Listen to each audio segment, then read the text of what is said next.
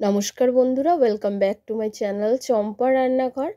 আজ আমি আপনাদের সঙ্গে শেয়ার করব মায়াপুর নবদ্বীপের একদম ফেমাস প্রসিদ্ধ নিরামিষ রেসিপি, যেটি সজনে ডাঁটা আলু দিয়ে আর মটর ডাল দিয়ে তৈরি। তাহলে চলুন বন্ধুরা দেখে নিই আমার আজকের এই নিরামিষ দুর্দান্ত স্বাদের রেসিপিটি। নিরামিষ দিনে এই রকম একটা ঝোল থাকলে গরম ভাতে কিন্তু পুরো জমে যাবে। রেসিপিটি বানানোর জন্য এখানে 200 গ্রাম সজনের ডাঁটা আর দুটো বড় সাইজের আলুকে এরকম লম্বা লম্বা ঝোলের মতো কেটে নিয়েছি। আর 2 ঘন্টা আগে মটর ডালকে ভিজিয়ে রেখেছিলাম, সেই মটর ডালটাকে আমি নিয়ে নিয়েছি। এখন দেখুন মটর ডালের মধ্যে নিয়ে নিয়েছি দুটো কাঁচা লঙ্কা, আর এখানে 100 গ্রাম মতো মটর ডাল আমার আছে। দুটো কাঁচা লঙ্কা, হাফ ইঞ্চি আদা আর একটা শুকনো লঙ্কা দিয়ে এর একটা মিহি পেস্ট তৈরি করে নিতে হবে। খুব বেশি জল দিয়ে কিন্তু এই ডালের পেস্টটা তৈরি করা যাবে না, অল্প জলে তৈরি করে নিতে হবে। আর ডালটা আমি বেটে নিয়েছি, বাটা আমার হয়ে গেছে। এখন ডালের মধ্যে কিছু শুকনো উপকরণ মিশিয়ে দেবো। দিয়ে দেব পরিমাণ মতো লবণ, দিয়ে দেব হাফ চামচ কালো জিরে, দিয়ে দেব পরিমাণ মতো হলুদ। প্লিজ বন্ধুরা প্রথম থেকে শেষ পর্যন্ত ভিডিওটি দেখবেন। ভিডিওটি কিন্তু আজকের বেশ দুর্দান্ত হতে চলেছে। আপনারা জানেন না যে নিরামিষ দিনে এই রকম একটা রেসিপি থাকলে মাছ মাংসকে ফেল করে দেবে আর স্বাদে হবে হিট। এমনই একটা রেসিপি আজকের আমি আপনাদের সঙ্গে শেয়ার করছি। সমস্ত কিছু শুকনো মশলাকে দিয়ে আমি এটাকে খুব ভালো করে ডালটাকে ফেটিয়ে নেব। ডালটাকে খুব ভালো করে একটু সময় ধরে ফেটাতে হবে বন্ধুরা। এখানে আমি কোনো রকম জিরের গুঁড়ো ব্যবহার করিনি, আপনারা চাইলে করতে পারেন। এবারে দেখুন খুব ভালো করে আমার এটা ফেটানো হয়ে গেছে। এখন সাইডে একটা কড়া বসিয়ে দিয়েছি আর কড়াতে দিয়ে দিয়েছি পর্যাপ্ত পরিমাণে তেল। 5 মিনিট মতো আমি এটাকে ডালটাকে ফেটিয়ে নিয়েছি। তেলটাকে খুব ভালো করে হাই ফ্লেমে গরম করতে হবে। হাই ফ্লেমে গরম করার পর ফ্লেমটাকে কমিয়ে দিতে হবে, মিডিয়াম ফ্লেমে রাখতে হবে। রেখে তারপরে ডালের ব্যাটারটিকে বড়ার আকারে তৈরি করে তেলের মধ্যে দিয়ে দিতে হবে।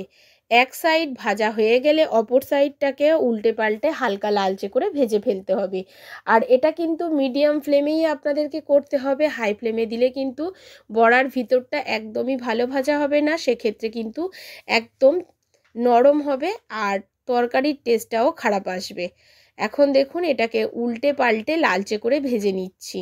বন্ধুরা আমি যেভাবে আপনাদেরকে ভিডিওতে বলছি আপনারা কিন্তু সেইভাবেই তৈরি করবেন।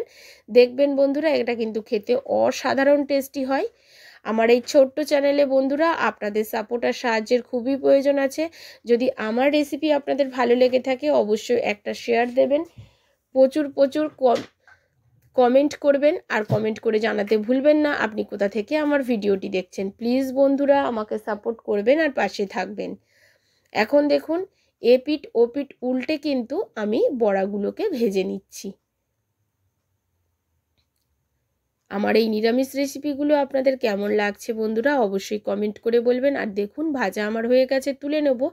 এইভাবে সমস্ত বড়াগুলোকে একদম মচমচে করে ভেজে নিয়ে ফিরে আসব।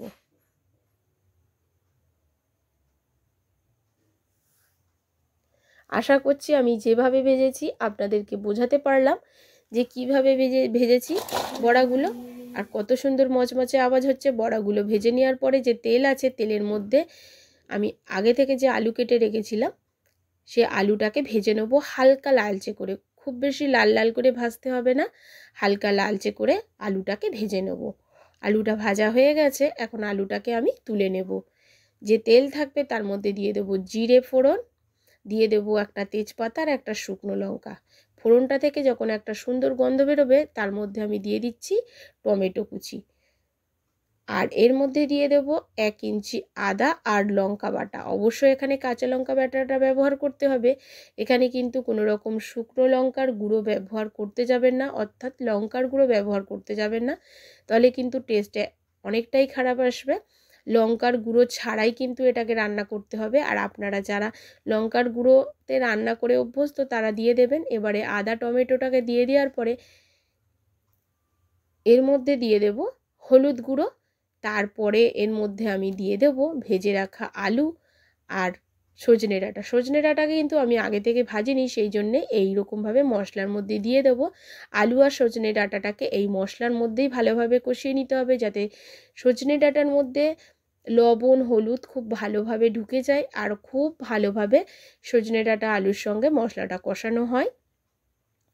এখন এর মধ্যে দিয়ে দেবো পরিমাণ মতো লবণ, আর এমন সময়ই আমি ব্যবহার করব চিনি, কেননা আমার কিন্তু আলু প্রায় সিদ্ধ হয়ে গেছে আর সজনে ডাঁটাও কিন্তু হাফ সেদ্ধ হয়ে গেছে, সেজন্য আমি এখনই এর মধ্যে চিনিটা ব্যবহার করছি। অবশ্যই এখানে চিনিটা ব্যবহার করার চেষ্টা করবেন যারা আপনারা চিনি খান, আর যারা চিনি না খান তারা চিনিটা দেবেন না, তবে এই সময় চিনিটা ব্যবহার করবেন, তাতে তরকারির কালারটাও সুন্দর আসবে আর স্বাদে গন্ধে হবে অপূর্ব।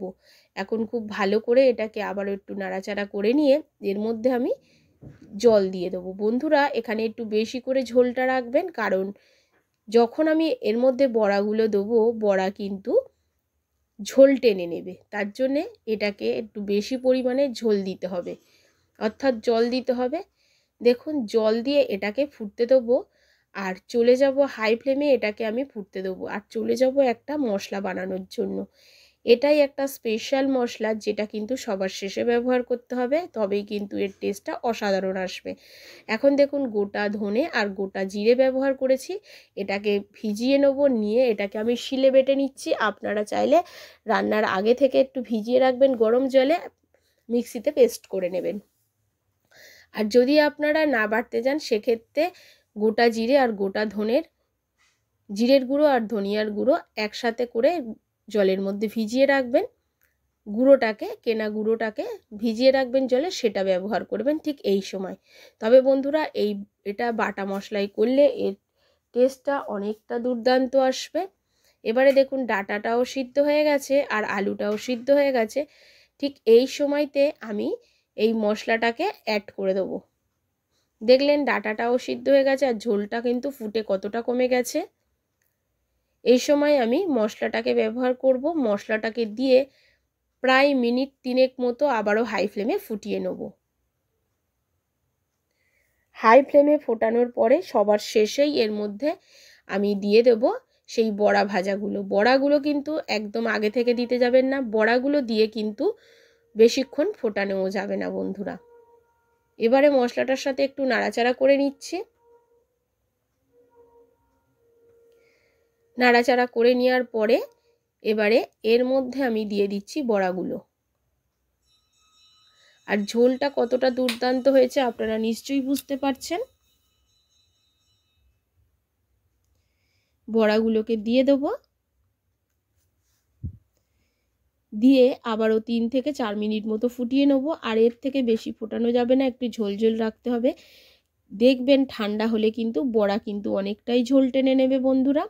তাহলে আমার আজকের রেসিপি আপনাদের কেমন লাগলো বন্ধুরা? এবারে গ্যাসের ফ্লেমটাকে অফ করে দেবো আর স্ট্যান্ডিং টাইমে রেখে দেবো।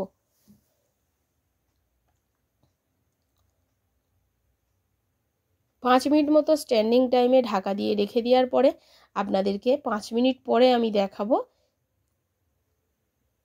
আর দেখুন বন্ধুরা কতটা ঝোল টেনে নিয়েছে, কত সুন্দর কালার হয়েছে ঝোলের।